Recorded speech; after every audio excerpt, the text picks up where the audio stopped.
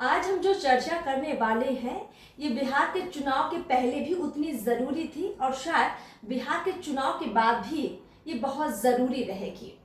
आज हमारे साथ चर्चा में है भंते प्रियपाल जी।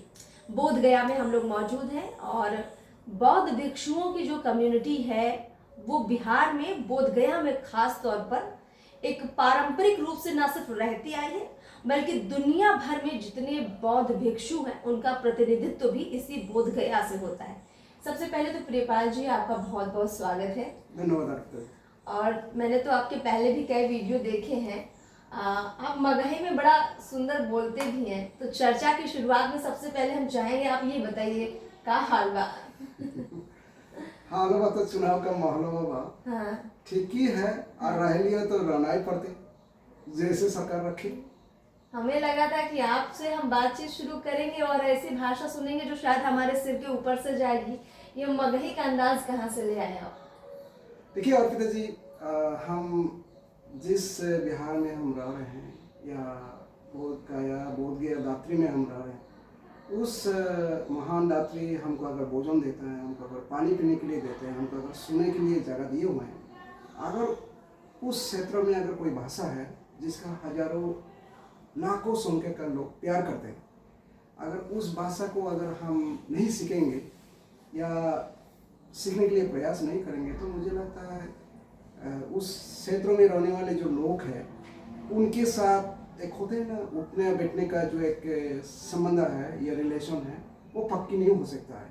तो उसी के तहत मैं जब देख रहा हूँ कि इस भाषा के साथ करोड़ों लोगों का प्रेम है, आज उस भाषा को अगर थोड़ा भी हम सीख पाएंगे तो मुझे लगता है हम पक्का बिहारी बन सकते हैं। क्या पक्का बिहारी बन सकते, बन गए हैं आप। इतनी सुंदर जो है बोली आपने जो बोली है, हमारे बिहार के लोग ही नहीं देश भर के लोग समझ पा रहे हैं। जो आज मैं चर्चा आपसे करना चाह रही थी, SIR हुआ बिहार में, अब देश भर में SIR हो रहा है। कहा यह जा रहा है विपक्षियों की तरफ से भी और आम लोगों की तरफ से भी सवाल है कि इससे अल्पसंख्यक को काफी नुकसान पहुंचाया जा रहा है। आरोप है ऐसे। अल्पसंख्यक का मतलब लोग मुस्लिम से सीधे जोड़ रहे हैं, जबकि अगर देखा जाए तो अल्पसंख्यक में बौद्धिस्ट भी आते हैं, जैन धर्म के लोग भी आते हैं और सिख भी हैं और भी कई हैं। आप इस पूरे चर्चा को, ये जो मुद्दा है, इसको किस नज़र से देखते हैं? क्या आपके साथ कुछ दोहरा व्यवहार हो रहा है या आप लोगों को थोड़ा इग्नोर किया जा रहा है? देखिए अर्पिता जी, मैं इस सवाल का इस तरह का मैं आपको प्रेजेंट करना चाहता हूँ आपको व्यूअर के लिए, आपको जो दर्शक हैं। हमारे जो बहुसंख्यक अल्पसंख्यक जो बात है, मैं उसमें थोड़ा सा जानना नहीं चाहता हूँ कि उस वक्त बिहार में किसका सरकार था या केंद्र में किसका सरकार था, उस वितर्क में हम पढ़ना नहीं चाहते। लेकिन एक बात जरूर कहूँगा, 1993 में अगर हमारे राष्ट्रीय अल्पसंख्यक आयोग का अधिनियम अगर बनता है जिसके तहत भारत के नागरिक के बीच में या भारत के जो सिटीजन हैं उनके बीच में कैटेगराइज किए गए, उसमें बौद्ध है या मुस्लिम है, क्रिश्चियन है, सिख है या फारसी है, उनको आपको अल्पसंख्यक के रूप में नोटिफिकेशन द्वारा, बल्कि भारत के जो गैजेट है, गैजेट ऑफ इंडिया के द्वारा उनको पहचान कराया गया है। तो उस पहचान के हम भी एक चिन्हित बौद्ध है, अल्पसंख्यक है। अब जहाँ तक बात है भाई, कुछ कुछ राज्यों में हमारा अल्पसंख्यक के लिए ऐसा व्यवस्था है, जैसे आपका सिक्किम है, भारत के एक अंग राज्य है, एक स्टेट है, उसमें जितना भी विधायक बनते हैं, एक विधायक बनते हैं जिसको संघसिक कहता है। सिर्फ वहाँ बौद्ध भिक्षु उम्मीदवार होते हैं, बौद्ध भिक्षु कैंडिडेट होते हैं और मतदान करने वाला वो भी बौद्ध भिक्षु ही होते हैं। उसमें आम जो आदमी है उसमें उम्मीदवार नहीं होते। एक सीट रिजर्व रखी गई सिक्किम में बौद्ध भिक्षु के लिए जो संघ सीट है। लेकिन हम ये कदापि नहीं कह रहे हैं कि बिहार में हमको उस तरह का सीट आरक्षण किया जाए। भाई इससे तो हमारा अलग अलग पार्टियों का भाई अलग अलग उम्मीदवार लड़ रहे हैं, तो हम उस लड़ने का जगह में तो हम जाना नहीं चाहते हैं ना। हमारा इच्छा है कि भाई हम मंत्री का कुर्सी में बैठ जाए, हम क्या कहते हैं विधायक का कुर्सी में बैठ जाए। लेकिन ये बात ये है, विधायक जी जो बन रहे हैं या मंत्री जी जो बन रहे हैं जरूर हमारा कुर्सी में नजर रखे हुए हैं। अच्छा, बोले कैसे वो हम अभी हमको बता देते हैं। जरूर मतलब यहाँ आपको आप मतलब कुछ डिमांड तो नहीं कर रहे, लेकिन जो आपका यहाँ पर ऐतिहासिक जो आपकी जगह है, जो आपकी जमीन है, उस कल्चर में आपको खतरा लग रहा है? बिल्कुल खतरा है। बोले कैसे? कैसे हम बता देता हूँ आपको। जी। जैसे हम खुद कहा, सिक्किम का उदाहरण आपके सामने रखा आपके दर्शक के लिए, लेकिन हम ये नहीं कह रहे हैं कि विधानसभा में हमको भी एक सीट दे दीजिए, हम उसमें नहीं जा रहे हैं। बात यह है कि जो विधायक बन करके जो सरकार चला रहे हैं आजाद के बाद, उन्होंने देख रहा है कि ये बंती जी का मंदिर में जो हजारों लाखों श्रद्धालु आ रहा है, उसके जो दान राशि है उसको हम चाबी रख करके हम संचालित करें। बोले कैसे? 1950 और 50 के ईद गिर्द में दो अधिनियम यहाँ बिहार में आए थे, खास करके जो धार्मिक समुदाय को लेकर के। एक हुआ आपका महाबोधि मंदिर अधिनियम, मतलब बोध गया टेम्पल एक्ट 1949 का अधिनियम आया, जिसमें इस तरह का व्यवस्था किया गया जहां 4 बौद्ध आपका सरकार मनोनीत करती है, जहां आपका 4 हिंदू समुदाय से मनोनीत करती है, और जिला पदाधिकारी जो भी गया जिला का होते हैं वो पदेन अध्यक्ष होते हैं, एक्स ऑफिशियो चेयरमैन होते हैं। तो इस तरह का व्यवस्था उन्होंने लाया। उसके बाद और लाया दूसरा, जो हिंदू धर्म मानने वाले हैं, जो हमारा भी हिंदू सन्यासी है, उनके मठ मंदिर में भी कैसे उन्होंने नजर रखा, मैं बता देता हूं आपको। बिहार हिंदू धार्मिक न्यास परिषद अधिनियम 1950 में उन्होंने लाए। तो उन्होंने ये लाने के बाद जो बिहार धार्मिक न्यास जो परिषद है, जो पटना में आचार्य किशोर कुणाल जी और रिटायर्ड IPS काफी लंबी समय थे, अभी तो शायद गुजर गए उन्होंने। हाँ, उनके द्वारा का ये जो गया जो विष्णुपद मंदिर आप देख रहे हैं, जहाँ करोड़ों हिंदू आकर के श्रद्धा अर्पित करते हैं, वहाँ पूजा अर्चना करते हैं, उसको भी अपना बिहार हिंदू धार्मिक न्यास परिषद के अंतर्गत आने के लिए, जो वहाँ हमारे पंडा समाज है भाई, उनका एक परंपरा है, उनका अपना एक रीति रिवाज है, लंबी समय से उसके जनरेशन टू जनरेशन कर रहे हैं। लेकिन ये बिहार जो हिंदू धार्मिक न्यास अधिनियम ला करके 1950 साल से उनका थंब किया हुआ है कि भाई ये जो गया में जो विष्णुपद मंदिर है, ये बिहार हिंदू धार्मिक न्यास के अंदर में आना चाहिए। तो आप देखिए भाई, आप विधेयक बन रहे हैं, सरकार चला रहे हैं, जिसका बहुमत है आप सरकार चलाते हैं, लेकिन हम जहां पूजा अर्चना कर रहे हैं, हम तो उठ करके आपका विधायक का कुर्सी तो सीने नहीं जा रहे हैं, या नहीं कह रहे हैं कि हमको भी आसन दे दीजिए, हम तो ये नहीं करना चाह रहे हैं। लेकिन हम धार्मिक समुदाय है, हमारा ऊपर नजर आप क्यों रखे हुए भाई? ये कौन सा आदत आप बनाए हुए हैं? आप छोड़ दीजिए ना भाई, हम जो धार्मिक संप्रदाय है, हम क्या कहा जा रहा है इसमें? मतलब विवाद ये है कि जो ये मंदिर है बोध गया का, जो यहाँ पर पूरा एक छत्र राज कोई और करना चाह रहा है, आप लोगों को समिति से हटाया जा रहा है। एक बात यह है कि अब जी मान लीजिए कि देखिए, आप एक धर्म संप्रदाय का एक स्थान है, तो उसमें आप इस तरह का एक कानून बना रहे हैं, जिस कानून के तहत दोनों समुदाय का उसमें भागीदार हो। लेकिन एक समुदाय जो सदियों से मान करके आ रहे हैं, तो उनके वहां दूसरा समुदाय को आपका भागीदारी बैठाने का प्रयास करेंगे, तो बेचारा जो ओरिजिनल समुदाय है उनको कैसा लगेगा? जैसे एक उदाहरण है, मान लीजिए कि गया का जो विष्णुपद मंदिर है, उन्होंने भी वहाँ जब से सदियों से भारतवर्ष शुरू समझ गई आपका कहने का मतलब है कि जिस तरह से विष्णुपद मंदिर में हिंदू धर्म के अनुयायी ही उस समिति के अध्यक्ष हैं या उस कमेटी में है जो पूरा संचालन देखती है, वैसे ही जो बौद्ध टेम्पल है उसमें भी आपके समुदाय के लोगों की पूरी तरह से भागीदारी होनी चाहिए। नहीं, और पिताजी वो नहीं है बात ये है, मैंने 2 अधिनियम का आपके सामने जिक्र किया। एक है बोध गया मंदिर अधिनियम जो 1949 है, जिसके द्वारा महाबोधि मंदिर का हमारा सरकार चलाने वाले हमारा जो विधायक बन रहे हैं समय समय पर, हमारे जो मंत्री जी बन रहे हैं, उन्होंने कब्जा किया हुआ है हमारा मंदिर को।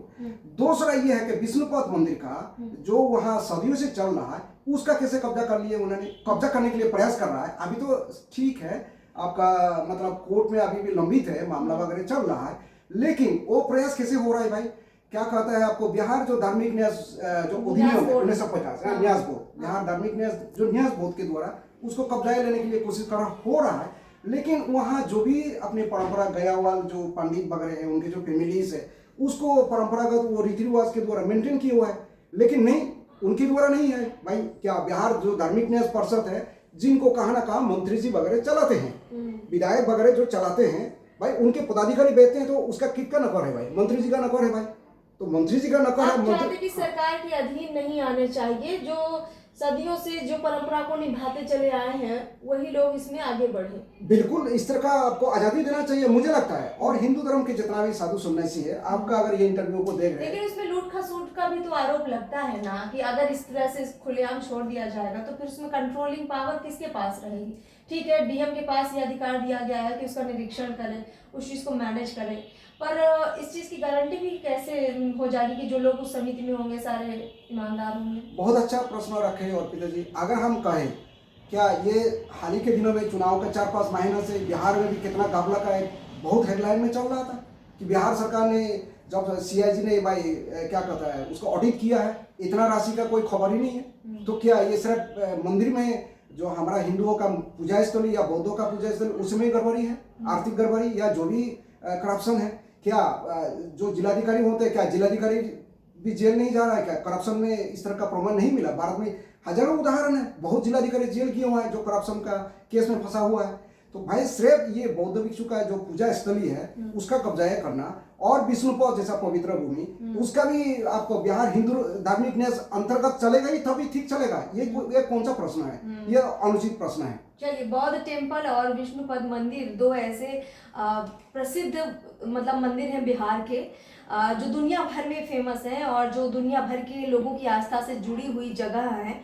और यहाँ पर अब एक लड़ाई या फिर वैमनस्यता इस तरह की छिड़ गई है कि सरकार के अधीन अगर ये आ जाएंगे तो इस परंपरा से जुड़े हुए लोगों का जो अधिकार है वो छीना जाएगा, ऐसा इनका मानना है। और शायद यही बात इनको कचोटती रहती है। अब मेरा अगला सवाल आपसे जो रहने वाला है कि ये सारी चर्चाएं तो एक दिन की है नहीं, ये तो काफ़ी समय से चर्चाएं भी चल रही होंगी और शायद आने वाले और कुछ साल चलती भी रहेंगी। आप लोगों की जिंदगी कैसे यहाँ पर चल रही, कैसे कट रही है बोध गया में, गया जिले के आसपास? क्या सब कुछ वैसा आपको मिल पा रहा है जैसा आप चाहते हैं? देखिए अर्पिता जी, मैं इस तरह का कहूँगा, कभी कभी लगता है हमारे जो आदरणीय विधायक का जो कैंडिडेट बनते हैं अलग अलग पार्टी का, या राष्ट्रीय पार्टी का हो या क्षेत्रीय पार्टी का हो, ठीक है हमारे पार्टी उसके देखते हैं कि जिनके उम्मीदवार बनने से यहाँ काफ़ी लोगों का भलाई हो सकता है, ठीक है उम्मीदवार करते हैं, लेकिन उसमें अक्सर नजर आता है कि एक पार्टी का दूसरा कैंडिडेट से कभी ये हो गया, कभी वो हो गया, कभी वो हो गया। तो ठीक है भाई, हम यहाँ इस पार्टी उस पार्टी, इस कम्युनिटी उस कम्युनिटी से हम यहाँ भिड़ गए, लेकिन हमारा जहाँ तक राष्ट्र संघ है न्यूयॉर्क में या जेनेवा में राष्ट्र संघ का कार्यालय में, हम वहाँ सिक्योरिटी काउंसिल में परमानेंट मेंबर नहीं है। भारत जो है वहाँ सिक्योरिटी काउंसिल में स्थायी सदस्य है। उसके अलावा उस तरह का महत्व नहीं रखते हैं जिसका अक्सर यहाँ सुना जाता है कि हम विश्वगुरु बनने वाला है, विश्वगुरु बन रहे, विश्वगुरु बन रहे। भाई विश्वगुरु तो तब बनेंगे हम जब सिक्योरिटी काउंसिल में, राष्ट्र संघ का सिक्योरिटी काउंसिल में हम स्थायी सदस्य बनेंगे। अब उसका तो है नहीं है, यहाँ जनता नहीं जानते है, उतना जनता को जागरूकता नहीं है। अब यहाँ लगे हुए भाई हम इस पार्टी के हैं, उस पार्टी के हैं, कभी झगड़ा, कभी और कुछ, कभी और कुछ। तो ये जो ठीक है अगर प्रियपाल जी की चिंताएं भारत की व्यवस्था को लेकर भी हैं कि भैया भारत अगर विश्वगुरु बनने की बात करता है तो जो है इस पर काम भी होना चाहिए और काम भी होना चाहिए। हम राष्ट्र संघ में महत्वपूर्ण हमारा स्थान हो जिसमें हम आपने उस सवाल का जवाब नहीं दिया। ठीक है, आपकी चिंताएं जायज हैं, आपकी जिंदगी यहाँ बढ़िया चल रही है, आपको कोई परेशानी दिक्कत तो महसूस नहीं होती है? देखिए हम तो उस तरह का मतलब कोई ऐसा व्यवहार तो नहीं लोग करते हैं कि आप इस देश के नागरिक नहीं हैं, आप विदेशी हैं? जैसे हम लोग सुनते हैं कि बहुत ऐसी घटनाएं होती रहती हैं कि अक्सर झेलना पड़ता है कई बार भाषा की वजह से, आपके जो पहनावा है या आपका जो लुक है वो जो मैच नहीं करता है यहाँ के स्थानीय लोगों से, तो कई ऐसी दिक्कतें आती हैं। उन दिक्कतों पर मैं बात कर रही थी। बिहार के लोग कैसा व्यवहार करते हैं आपके साथ? देखिए अगर मान लीजिए कि उस तरह का शायद बोध गयावासी या गयावासी का उस तरह का ज़्यादा आचरण होते, शायद हम लोग भी यहाँ रहने के लिए नहीं सोचते कि भाई इतना दिक्कतें हैं तो क्यों रहे हम। लेकिन मुझे लगता है कहाँ ना कहाँ ये धन्यवाद देना चाहिए हमारे जो गयावासी है, हमारे जो बिहारवासी है या हमारे जो बोध गयावासी है, कहाँ ना कहाँ तो हम लोग को यहाँ वर्ष क्या कहते हैं बैठने के लिए, हम लोग को यहाँ रहने के लिए उस तरह का व्यवस्था ही है। प्यार मिला है यहाँ के लोगों का? जरूर प्यार दिया है आपको? जरूर मैं जरूर कहूँगा बिहार के लोगों से तो कम से कम प्यार तो मिला है। लेकिन हमारे जो विधायक जो बन रहे हैं, विधायक जी से बड़ी टेंशन है भाई, क्योंकि वो चाबी लेकर के सरकार के द्वारा हमारा जो पूजा स्थली है वो अपना पॉकेट में रखना चाहता है। चलिए, सामाजिक रूप से सुरक्षित महसूस करते हैं, राजनीतिक रूप से थोड़ी शंकाएं हैं आपको? बिल्कुल अर्पिता जी, इसीलिए शंकाएं हैं क्योंकि हमारे जो राजनेता है, हमारे जो विधायक जी है, वो हमारा जगह को जहाँ सबसे हमारा पवित्र स्थली है, जहाँ हमारा श्रद्धालु जाना चाहते हैं, उसके नजर तीव्र नजर बड़ी अच्छी इन्होंने जो बातें की है उसमें एक बात जो बड़ी स्पष्टता से इन्होंने रखी है वो यही है कि ये चाहते हैं कि जो बौद्ध टेम्पल है जिसकी ऐतिहासिक पहचान, जिसका ऐतिहासिक महत्व दुनिया भर में है, उस ऐतिहासिकता में जो सरकार जिस नियंत्रण की बात कर रही है, अगर वो नियंत्रण पूर्ण रूप से सरकार का हो जाएगा तो फिर इनके अधिकार छिन जाएंगे और ऐसा नहीं होना चाहिए, इनका मानना है। लेकिन कुल मिलाकर बिहार के लोगों से और यहाँ की पब्लिक से ये काफी संतुष्ट है, राजनेताओं से थोड़े नाखुश हैं, जो कि आम बात है और होनी भी चाहिए नाराजगी। चलिए, आपका बहुत बहुत शुक्रिया हमसे बातचीत करने के लिए, और थोड़ा मगही में जाते जाते कुछ कहना चाहेंगे? मैं ये कहूँगा जी अर्पिता जी, जी। कि कम से कम आप मेरा बात को आपके दर्शक के सामने लाने के लिए जो हिया चल आए हैं, हमको बुसी खुशियाँ लगल है, और अगले चुनाव बार होते या अगले होते तब मिलते और ज्यादा मागी से बातिया करबो। क्या बात है, चलिए बहुत बहुत अच्छा लगा, बहुत बहुत शुक्रिया आपका, बहुत बहुत शुक्रिया।